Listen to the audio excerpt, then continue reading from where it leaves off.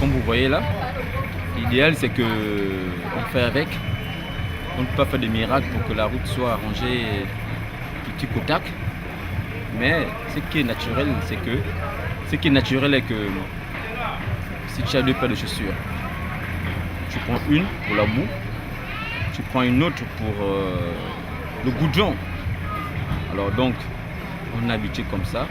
C'est-à-dire qu'il n'y a pas qu'ici, dans certains coins de Libreville, il y a des endroits qui sont pas goudronnés, que l'État prétend goudronner.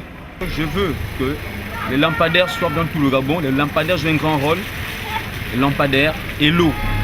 Le goudron, c'est comme tout à l'heure, vous avez dit, qu'est-ce que le message? Ce n'est pas des messages, parce qu'on vit ça au quotidien.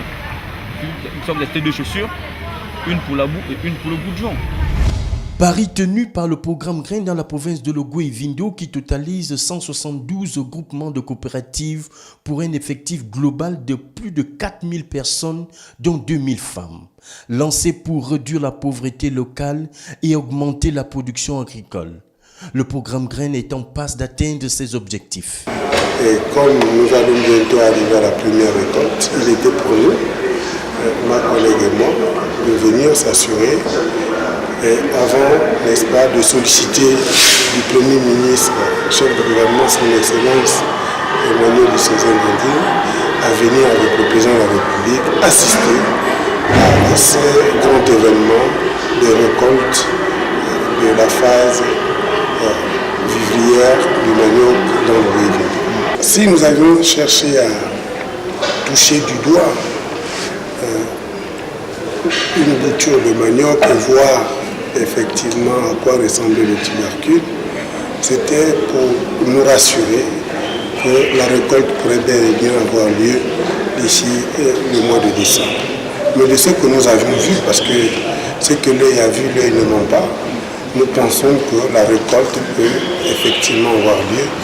Et les indications qui nous ont été données par le président de la coopérative et par le responsable provincial de Sotrader, c'est qu'un hectare au moins devrait produire 18 tonnes ou 20 tonnes. Une activité agricole qui permet aux jeunes de cette localité de se prendre en charge et renouer avec la culture de la terre. Je suis secrétaire général de la coopérative et ça m'intéresse parce que lorsque je lis les brochures, le programme Grain, je vois que non, ça peut me donner quelque chose dorénavant d'abord. Ça peut me donner quelque chose qui pourra me soulager à faire ce que je n'ai jamais fait dans ma vie. L'agriculture, ça rapporte de l'argent. Quand je plante ma banane, après un an, quand je récolte, j'ai de l'argent. C'est là où j'ai dit à mes copines, les femmes comme moi, que non, l'agriculture, ça paye. La récolte prévue pour début décembre pourrait intervenir sous le regard plein de fierté du président Ali Bongo Ndimba, père et initiateur du projet.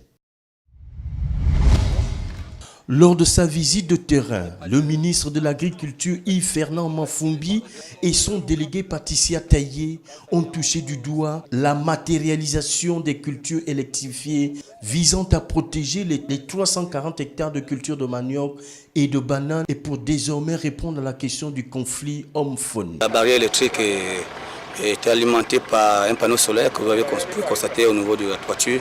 Ce panneau qui absorbe l'énergie. Ensuite, l'énergie est transférée au niveau des batteries. Une fois l'énergie transférée au niveau des batteries, ça il y a un appareil qu'on appelle le posta qui le distribue au niveau des câbles.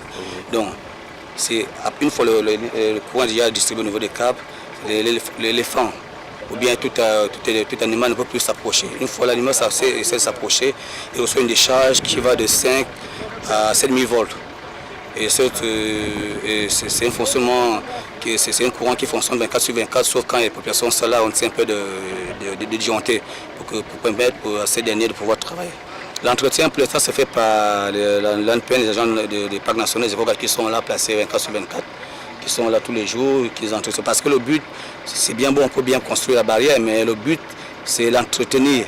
Parce que si la barrière n'est pas entretenue, c'est des efforts qui sont j'ai envie de dire, c'est un effort en vain, quoi. Donc, du coup, on ne peut plus récolter les fruits, les objectifs escomptés ne sera plus atteint.